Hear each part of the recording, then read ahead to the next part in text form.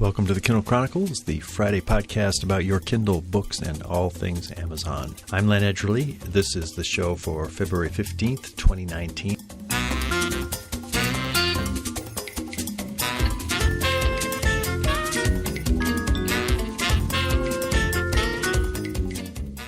Welcome to you from Cambridge, Massachusetts. I feel like I've been shot out of a cannon to end up here in the podcasting closet at our home in Cambridge. Darlene and I were planning to come out here tomorrow, Friday, but my father was hospitalized last night with difficulty breathing, fever, kind of a mix of symptoms that were kind of baffling. And at the time that I booked my flight for very early this morning, it just wasn't clear what was ahead. He's going to be 92 years old in 4 days. That's the reason we'd planned to come out here. So we weren't planning to come out and be part of a hospital visit, but that's what happened today. Luckily, the tests that they ran at the hospital turned out well, and I was able to drive him back to the place that he and Mom are living in now. A brief ride in the Tesla, and they're there tonight resting, I hope, and I'm here in the podcasting closet. I'd like to get the show done tonight before I go to sleep, because tomorrow I'm not sure exactly what's ahead. I think we've got some uncertainty about Dad's condition. I just want to make sure that I've got the decks cleared to be of as much help as I can. I was thinking about the show on the flight out, even though I only had about 3 hours of sleep. And so I've got some things I want to talk to you about. I do have the interview done. I was able to connect with Jasper Fforde, a highly original author whose 14th novel, Early Riser, was published this week in the U.S. by Penguin Random House. He lives in Wales, and you will hear in the interview that he set himself what he calls a narrative dare, creating this novel, as he has other novels in the past. This one posits the idea that humans hibernate like bears always have. What kind of a society might evolve from that? You'll find out if you read Early Riser, and you'll get a taste of it in our conversation. Let's start out talking about a couple of big news stories this week. One is that Amazon is going to acquire Eero, and that is a company which makes Wi-Fi networks for the home.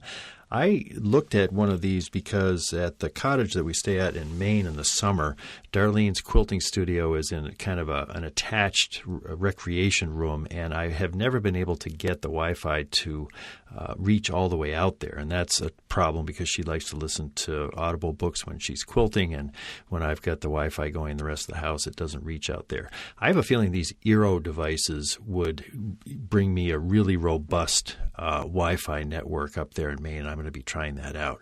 Well, now Amazon is going to purchase it. I don't think they revealed how much they're spending, and it's a natural part of the conquest of the smart home that Amazon is putting together with all of the Echo devices. If there's a way for a rock-solid Wi-Fi network in a home of any configuration or size, then that clearly is a smart thing to do as Amazon rolls out more and more ways to make the home smart. If you're interested in this, there was a good article in Wired. I say it's a good article, but I haven't had a chance to read it yet. I've been moving pretty fast here, but I'll have a link to that one. Anytime Wired covers something that is happening, I pay attention to it because I just think that the technology writing there is about as good as it gets. And there was also an article that Brett McNeil sent me a link to that came from Yahoo. The other item that was in the news, we saw it coming. There were reports broken by the Washington Post, which of course Jeff Bezos owns. They had some kind of sources indicating that Amazon was really getting a little bit tired of the opposition to bringing 25,000 jobs to the New York City area, and that they might be planning an exit of some kind. I thought this would be good news for Newark, maybe Boston, that if those 25,000 jobs were not going to be going to New York because of some pretty intense political opposition from, I consider it a fringe element there, because 70% of the people in that community wanted the jobs. The mayor and the governor governor were both behind it. So it was really quite a dramatic blocking move by a group of people in the New York area. And Amazon just figured it was going to be too difficult to do the kind of community relations and a long-term commitment to the area, given how strident, that's maybe a little pejorative, how committed the opponents were to just simply taking it to Amazon with, in my sense of it, very little opportunity or interest in compromise, just using Amazon's presence. Jeff Bezos is the richest person in the world, the $3 billion incentives. That was all just too attractive for the people that got on top of this, and Amazon decided, well, I guess not. Now, what they didn't do is say that the HQ2 or half of the original HQ2 was going to go somewhere else. They simply said, we're good. We've got 25,000 jobs coming to the D.C. area, Northern Virginia. We've got thousands of jobs going to Nashville for a center of excellence. And in all of the other places where Amazon has got office engineers around the country, they're all going to be growing. And that seems to be the plan at this point, rather than going through some new round of HQ2 selection. I think that makes sense. There's been enough drama on this. There was drama leading up to the HQ2, and then there was this surprise in New York. And to open the door and say, okay, now all the rest of you 20 that didn't make it, let's have your bids and we're going to go. I can imagine there was just sort of HQ2 fatigue within Amazon, and I think there probably would have been for those of us watching it.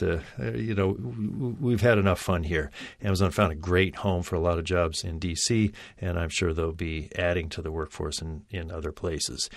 It will be interesting to watch the aftermath in New York. I can't imagine that when people write about the economic history of the city, that this will be seen as a significant moment when these 25,000 jobs just were disappeared in a sense. And what does it say about New York as a place where tech companies can make dramatic investments of one kind or another? There's probably going to be plenty of people. Google is bringing thousands of jobs to New York, and that was maybe part of the argument on that side, that they said, look, we're getting all these jobs. Why do we have to give incentives? And but I plan to be talking about this with you for years, and it will be very intriguing to look back 5 years from now or 10 years from now and say, how does that decision look now that New York wasn't able to close the deal with Amazon and have that take place. A couple of tech tips for you. One is on Bradley Metrock's excellent podcast, This Week in Voice. I heard a woman who has a podcast named VoiceBrew, and there was a lot of good information about Alexa skills. And we've talked about how this is something I'd like to be doing more of, to let you know an Alexa skill of the week. And this was a good source. So I'll have a link to it. It's called VoiceBrew. And if you're looking for ways to use your Alexa devices for more than timers, more than weather, then I think this looks like one of those places that there's very good information. The other thing I want to pass along is that I was working off of an advanced reader copy of Early Riser that I received from Penguin Random House. And the way that worked is it ends up being a document file that I was able to send to my Kindle devices by using that email address. This is through a site called NetGalley that I frequently use when I'm getting ARCs from publishers. It works out well because I can read the book on my Kindle. It's not an actual Kindle book in the Mobi format that you get when you buy something on the Kindle. So I was struggling after I had done a lot of annotations and highlights of Jasper's book. How do I get these all on a page so that when I'm preparing my questions for him, I can see my annotations and notes? And I called Amazon to try to get some help, because if you go to the site where you can find the annotations. That's read.amazon.com/notebook. If you go there, you get to see all the annotations that you've made in your regular Kindle books, but you can't see annotations that you've made on a document. And I tried a number of ways to try to find this. I went to my Fire tablet. I looked up the documents, and it just didn't seem to. I went to content and devices on my Amazon page, and there wasn't anything there. I could see the book because it showed up under my content. As I was waiting online with Amazon tech support, and I got bumped up a level because my question was interesting and baffling for the first person, I figured it out as I was waiting. So here's what you do. If you've got a document that has come from somewhere other than the Kindle store and you're annotating it, there is a way to get a nice list of the annotations. And here's what you do. You want to do it on a Fire tablet. I don't think you can do it on just a regular Kindle. But when I opened up the document, Early Riser, on my Fire tablet, HD8, I went to my notebook, and then that showed all of the annotations that I'd done. And then simply there's a choice that says share, and one of those choices was by email. So I entered my email address, and it exported the notebook of all of those annotations that I had made to my email address.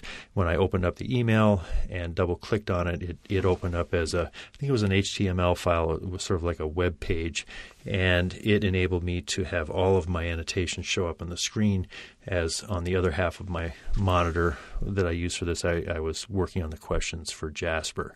So very handy, and it's important because I think that there are times when the NetGalley stuff doesn't come out as a Mobi file, and so to be able to capture my annotations in a way that's useful for questions was very helpful.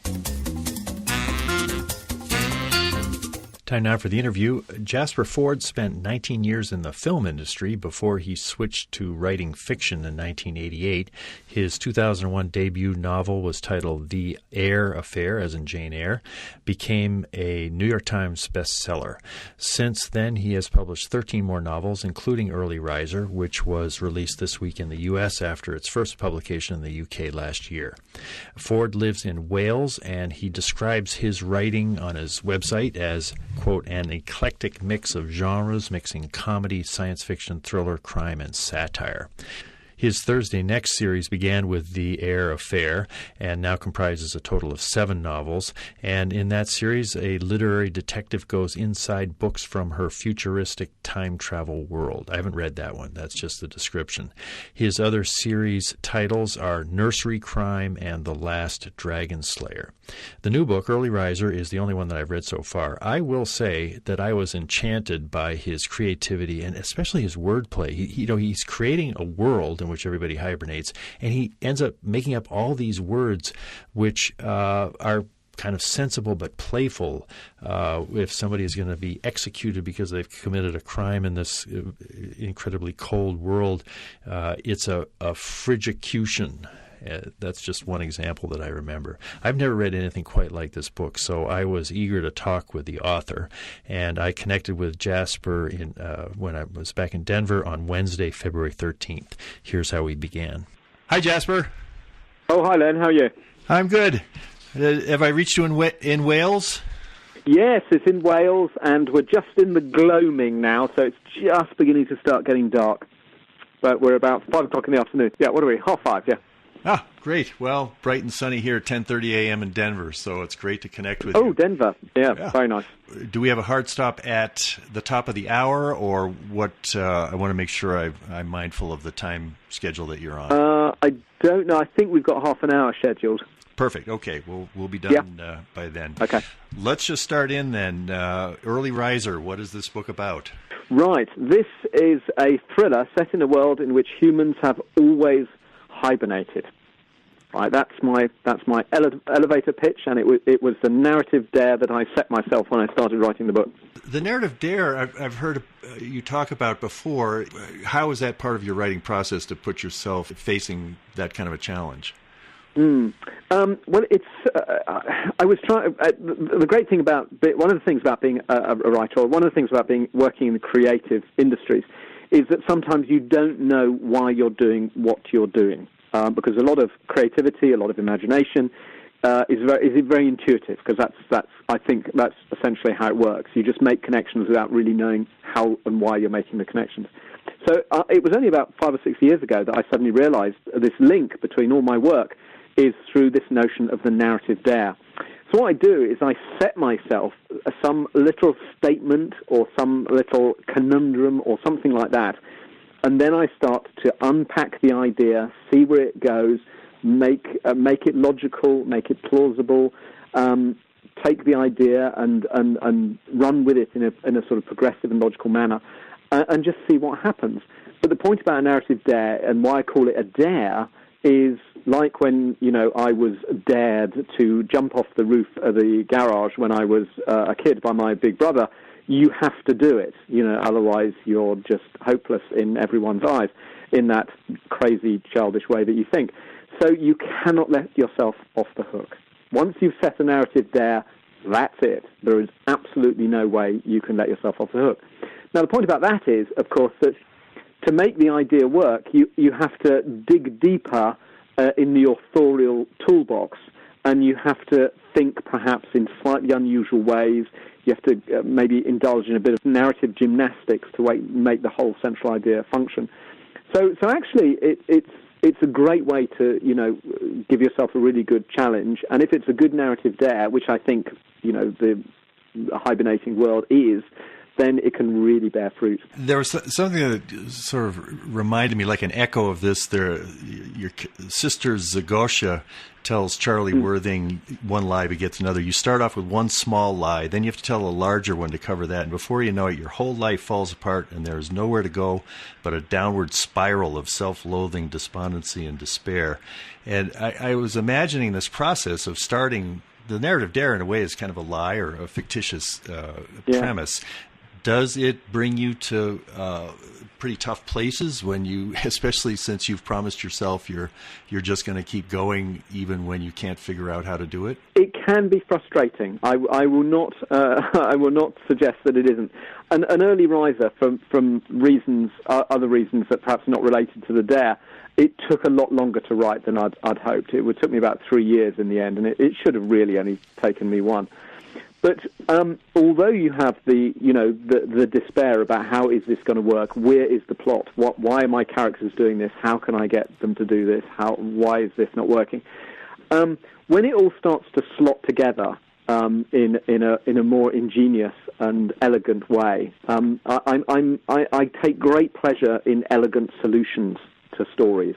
I think that's why I enjoyed Columbo so much. I think that was the enduring appeal of Columbo, because it is an elegant solution. And I think elegance is something that one should always strive for. I mean, I don't mean elegant perhaps as in the way humans can be elegant, but like solutions can be elegant.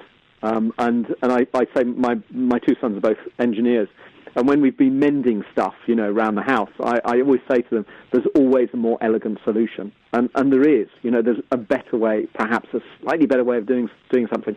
And that's very much with writing as well, that if you can find a difficult narrative dare, like hibernating, and then you've created this very, very complex social engine around hibernation, if it's a logical, elegant sort of way of explaining it, then there's a great attraction to that. So when I'm writing, and I have these difficult, log jams, as I call them, where nothing seems to be working and it's just a terrible, terrible book, and then all of a sudden there's this elegant little solution that sort of pops up, I really enjoy that and seek solace in little moments like that. And eventually, as the thing nears completion, and all the bits start slotting into place, then it's like finishing the last 9 pieces of a jigsaw puzzle, after 18 years of toil. There's like, you go, yes, that one goes here, and that one goes there, and oh, look, and it's a picture of, Castle Combe, which it always is, or Venice or something.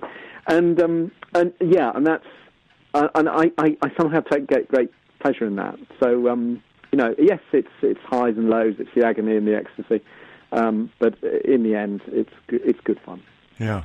The book was published yesterday in the U.S. and it was published a year ago in the U.K. You have quite a fan base who have read your previous novels and series. If you were going to be coaching someone who's read your previous 13 or 14 books as they pick this book up, would you give them any warnings that this is going to be a little different than what you're used to, or would you just say, come on in, you're going to feel right at home here pretty quickly? I think to anyone who's read my books and likes reading my books, it will be instantly recognizable as a Jasper book, and that you will expect things to turn out in a certain way, and then you might be wrong-footed in the nicest possible, polite kind of way. Anyone who has read perhaps Shades of Grey, my Shades of Grey, it's quite a like all sort of books that feature a very complicated world. There has to be world building. So early on, perhaps sometimes it's a bit of a steep entry curve. But once you know it's about humans that hibernate, you're probably going to be all right. But yeah, the jokes will be there. It'll hopefully be sad in places, happy in others, and just hopefully the usual sort of Jasper Fforde bit of a roller coaster ride. You've got a very demographic. Your readers span all kinds of genres, ages, and groups. Have you ever sort of sensed one type of reader that you're pretty sure won't like your books? I don't know. I think it's not for people who. Put it this way: if you don't like the Muppets, right? I think that you should never categorize people. People should never be categorized, put into pigeonholes. But this is how I do it, right? This is how I categorize people. There are people who enjoy the Muppet Show, right? The original Muppet Show, the one back in the 70s, with the Swedish Chef and Miss Piggy and the triangle with Miss Piggy and Kermit and all that, and the terrible Fozzie Bear. There are people who really like that, and Bunsen Honeydew and the Beaker and all that.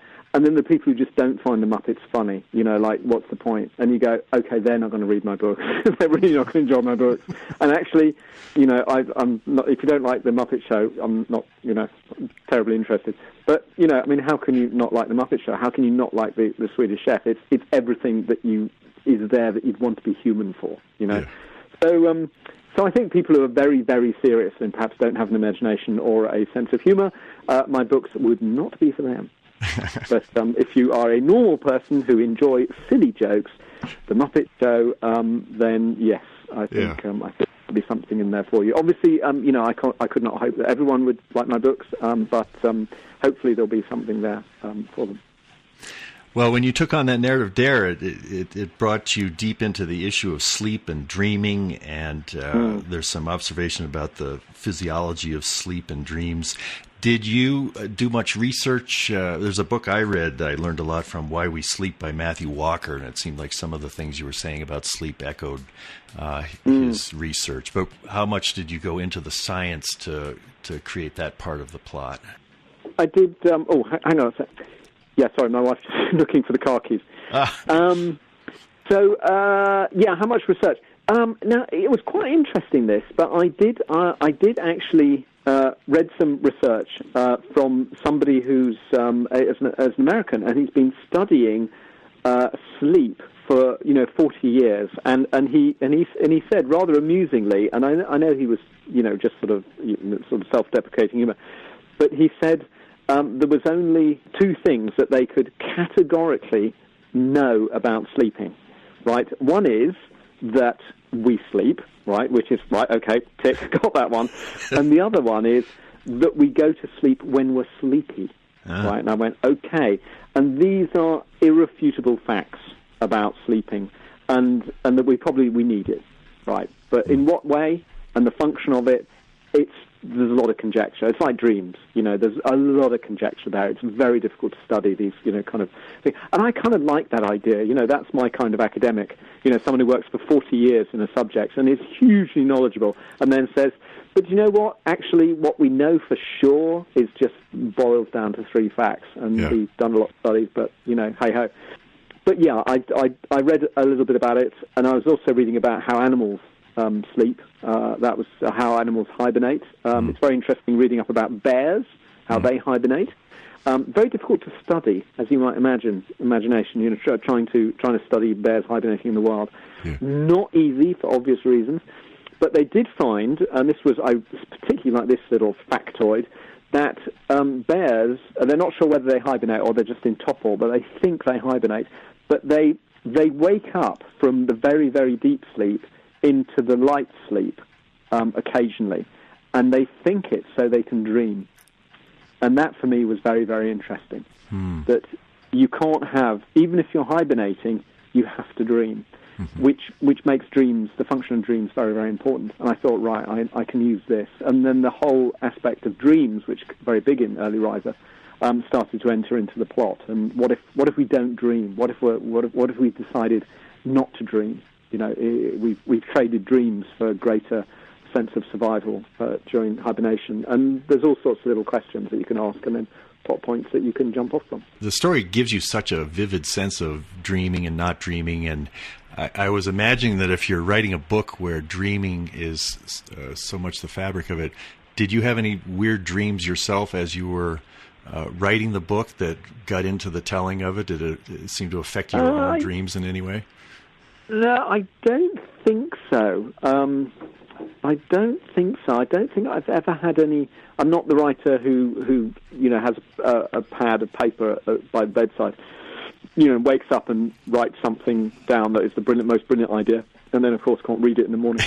I don't think I've had any dreams like that, and I don't think I was dreaming this. But I daydream quite a lot, which is actually very helpful in my line of work.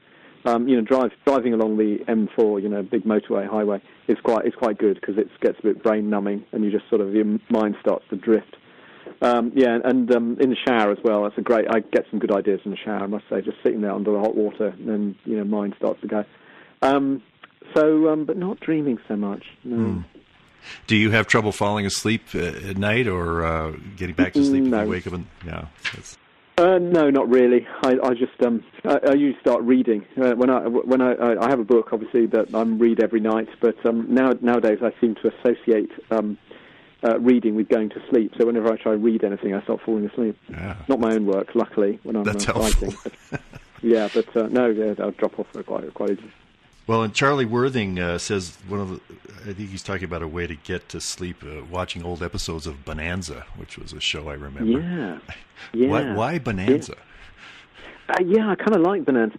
Yeah, this keys into a notion I have, because as I get older, because I'm 58 now, and a lot of pop culture references that I use, people who are younger than me have no idea what I'm talking about. And some of my best jokes, because I come from a sort of tradition of joke telling, where you'd sit around and you'd tell jokes, and so on. But my best jokes don't work anymore because no one understands the pop culture references. And I have a very good joke about Bonanza, which I cannot use. I have not been able to use since about 1991, and I think that's a great shame. And so I kind of like to have these pop culture references so they kind of stay alive. It's why Carmen Miranda and her fruit hat is in there, because I think a world in which we've forgotten all about Carmen Miranda and her fruit hat is actually a poorer world. And I think a world without Bonanza, or knowing what Bonanza stood for, might be a poorer world. So I kind of put it in there, and this sort of Bonanza on reruns, throughout the winter. You wake up and then there's Bonanza, and you know it really well, and you go, oh, this is the episode, where Hoss does so and so, and you go, and then you watch it for a bit, and then you drift back into sleep again. And it just struck me as kind of quirky and a little bit random, but also vaguely plausible. Why Bonanza? And you go, actually, it's quite a good choice. If I'd chosen Friends, doesn't work so well. Yeah. Bonanza or Gilligan's Island, perhaps, that might have worked. But Bonanza, I think, is kind of special because it was extremely popular. It's seen as slightly hokey. It's slightly old-fashioned. We still know about it. It's a pop culture reference. So it seemed right, Well, I think my listeners skew a little bit older. Do you remember the joke about Bonanza that you can't tell anymore? Oh, it's rather long and involved. Okay. Actually, yeah, it's kind of long and involved. Yeah, maybe I'll when I'm at a talk or something, someone will say, "Tell me the Bonanza joke," and I can go through with it. But when I do tell it, and someone has said, "Tell me the Bonanza joke," like two people in the audience have laughed and no one else has got it. Because you have to know not only the Bonanza, but that it was the Cartwrights, and then you have to know the names of the Cartwrights for it to be funny. I see, yeah. I think there was one kind of echo of climate change, global warming in one of the quotes to a book before a chapter. But did as you wrote the story and followed your narrative there, how much were you doing it in light of not the world turning colder or being cold, and as in the story, but the actual threat of global warming? Does that play any role at all in how people will encounter this book? Yeah, I mean, very much so. I think there is. It's not implicitly stated, but I think there's a sense that the humans in early riser are on the brink of extinction. You know, it could be 10,000 years, it could be 30,000 years, but this is a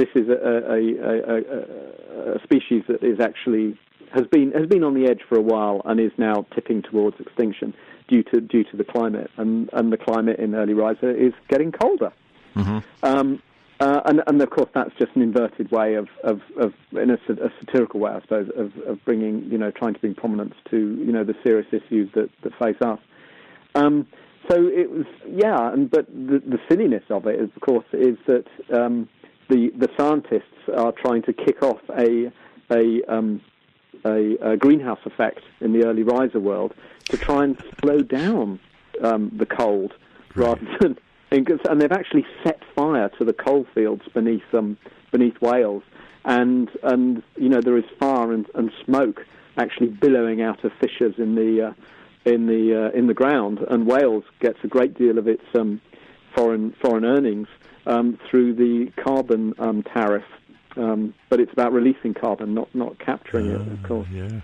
So it's kind of there's a kind of dark comedy about that, which I kind of like the idea. But I think it was already it was alluded to, I think, in a Arthur C. Clarke story years ago. I think in which I think it was him. I can't remember. A very very good science fiction writer, in which humans have mined carbon from the air to build things. And I think in 100 years, all these 3D printers we have, they'll be actually drawing. You won't have to fill them up with the plastic to build things. It would just take it out of the air. Yeah. Which you can already make ammonia out of air. That's been around for a while. So you can make explosives out of air. I mean, that's this kind of bizarre notion. So we could be mining carbon from the air to build our widgets in our 3D printers. Hey, won't that be great? But of course, if you do that for 300 years, then you might have a planet that is called lacking in carbon. And then, of course, you'd have to start burning rubber tires to replace the carbon. And that was in a short story. I think it was Arthur C. Clarke, but I'm not 100% sure. And I think, I take these ideas in and I go, right, okay, how can I use this? How can I merge this? How can I, adapt it to what I want to say? I'd like to close talking a little bit about the publishing journey that you've been on. I think you started writing when you were 27 and you had 10 years of rejections, 76 rejections. And if you had started now or recently, when the self-publishing option is much more robust and nobody calls it vanity press anymore, it's and you would have been able to connect with your potential audience, maybe within a couple of years or within 5 years, and had it grow kind of generically, as opposed to waiting for that moment when you find your agent and you actually get published traditionally. Do you think that would have resulted in being in a better place now, or your creative process would have been affected one way or the other? Have you ever wondered about that path if it had been available to you back then? Yeah, it's impossible to say. I mean, there's no control in this experiment. I can't go back and then run my life again in a slightly different world, a slightly different way. I think there have always been entries to being a published and successful author, and successful I mean by people like your books, and you perhaps earn your living through writing. There have always been entries, and the traditional entry was through the agent-publisher route, but that traditional entry is now through self-publishing route, which is another entry to the industry. But taking that further back, I also say, slightly glibly perhaps, that there is one answer to every question a writer may ask of the industry. And the answer is write good books. And that answers every single question. How do I get published or write good books? Okay, how can I increase my readership? Write good books. How can I get more money from writing? Write good books. How do I get a good agent? Write good books. So I think the people who have come through the self-publishing route, whether it's through Amazon or Kindle, whatever, they've entered the industry because they had something that other writers didn't have. They were writing good books. So I think it's a component of one's skill as an author rather than a component of perhaps the way in which you're reaching your marketplace. I mean, it's very much a different way, but essentially, I think good writers are still finding a way into the marketplace, and I think there are sometimes difficulties with people who perhaps publish too early and are then shot down in flames by lots of people who perhaps should be kinder on the internet, but that's not going to improve anytime soon. And then people get put off. And I think if I had been published perhaps in my rejected by people out there, perhaps my first, second books, I might not have carried on. And the fact that I had to go through, eventually impress an agent enough with my work, meant that I had to keep on writing, keep getting better and better until I was merchantable quality. Because it wasn't me learning my trade.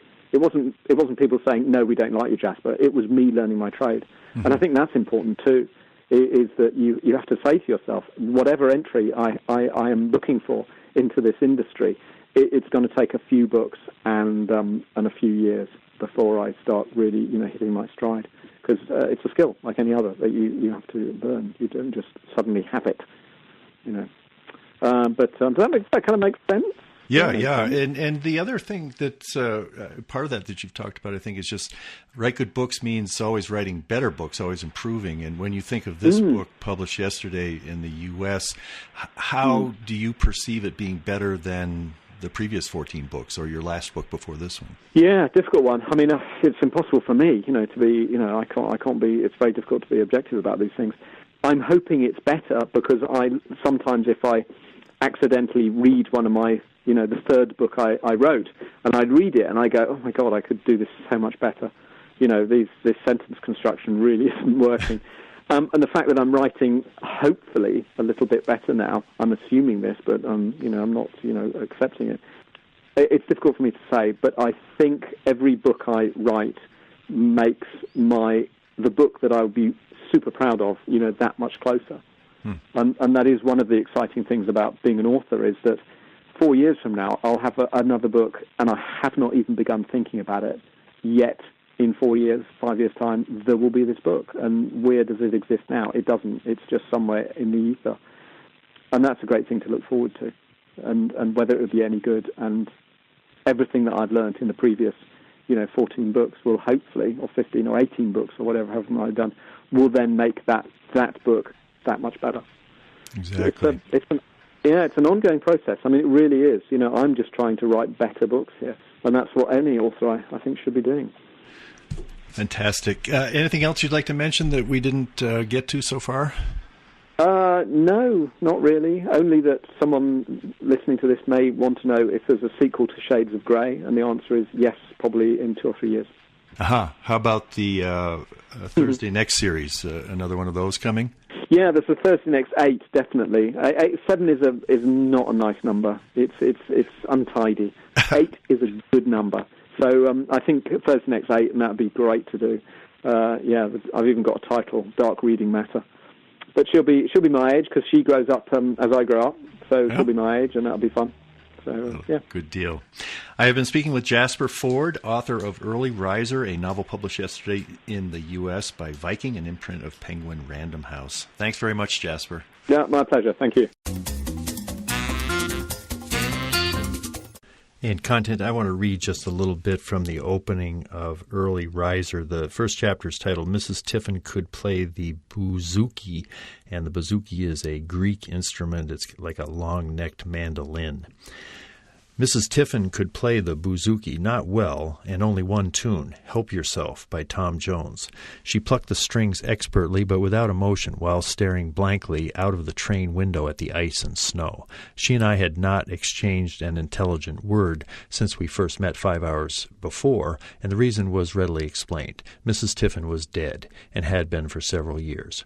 "It's going to be a mild winter," said the gray-haired woman sitting opposite Mrs. Tiffin and me as the train pulled out of Cardiff Central. "Average low of only -40 is my guess." "Almost balmy," I replied, and we both laughed, even though it wasn't funny. Not really. Not at all. After some thought, I had concluded that the woman was most likely an actor, part of the extensive winter thespian tradition. Audiences were small but highly appreciative. Summer players had to make do with the deluded respect of the many, whilst winter players commanded the adoration of the few. That's because in winter, I think it's 0.01% of the population is awake. They take care of all the rest of them while they're hibernating. That's a little bit from Early Riser. I'd like to close by catching up with some of your comments. I love getting comments. You can send them to me at podchronicles@gmail.com. John Aga wrote, "Len, thank you for another great TKC episode. I go way back with my enjoyment of classical music. I would agree that in general I find instrumental classical music more approachable than classical music featuring the voice. But there are exceptions, in particular the Christmas choral music of John Rutter and the a cappella sounds of cantus, that's C-A-N-T-U-S. I wanted to use this email to suggest some ways to come to a greater appreciation of classical music. His first suggestion is old school from the early days of television, Leonard Bernstein's Young People's Guide to Classical Music, available through YouTube. They are broken into 95 easily digestible clips over many public concerts. Beethoven's Ninth Symphony, Ode to Joy portion, as done by a musical flash mob. George Gershwin's Rhapsody in Blue.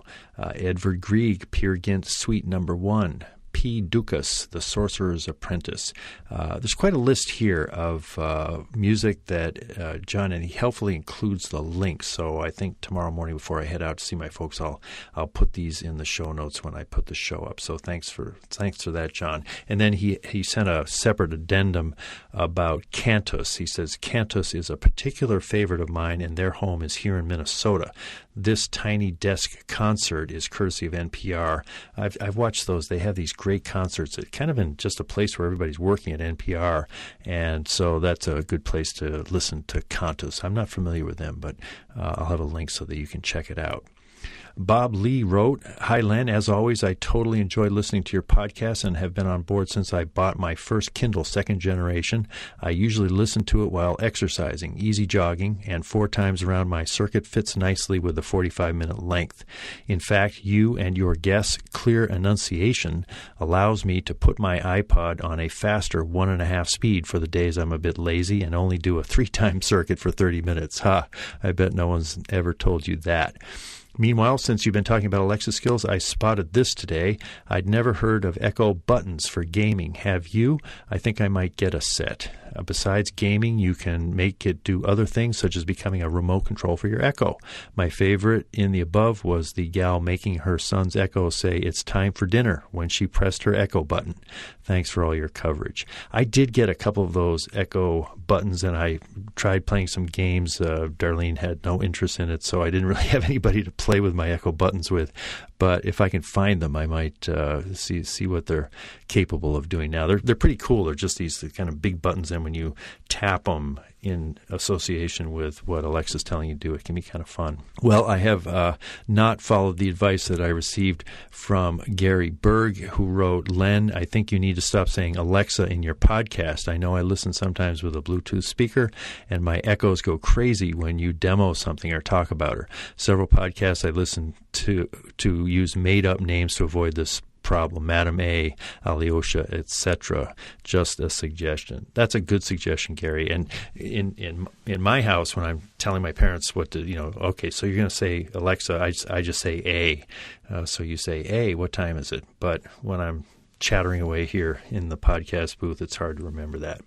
That's it for this week. Next week's guest will be Kelsey Ski, head of Amazon Crossing Kids. That's a new imprint from Amazon Publishing that will translate into English compelling children's books from around the world. let's see. Yeah, I'm going to be in bed by 11 o'clock, which is only 9 o'clock Denver time. And the other reason for recording tonight is that we still got work going on the house, the garage, and the kitchen. So there's probably going to be some pounding tomorrow morning, which wouldn't have been so good for recording.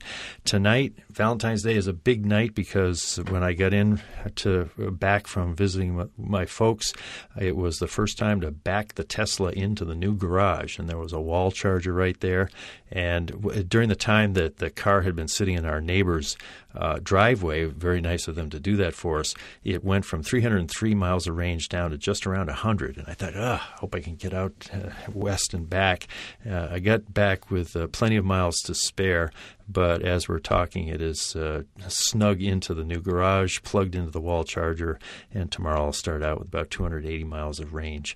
And it was nice this has been a long project with zoning hassles and all sorts of things, but we actually have a garage that's usable. And when we head back to Denver after this trip, the Tesla will be safely in the garage as the construction continues. Well, I hope tomorrow's a good day for my dad. His name is William S. Edgerly, so if you want to raise some prayers and thoughts to him heading out toward Massachusetts, that would be appreciated. He's a terrific patient. He when he's in the hospital and they're poking him and jabbing him and all the different stuff, he just goes on to the next thing in a way that doesn't add to the discomfort or the challenge of the situation. I can learn a lot from seeing how my dad goes through things in the medical area, and he is resilient. So it's going to be fun to celebrate 92 years with him in a few days, and I hope that tomorrow when I head out there, he's going to be well on the mend. This is Len Edgerly for the Kindle Chronicles in Cambridge, Massachusetts. I really appreciate your taking the time to listen to my show. Have a great day. Bye.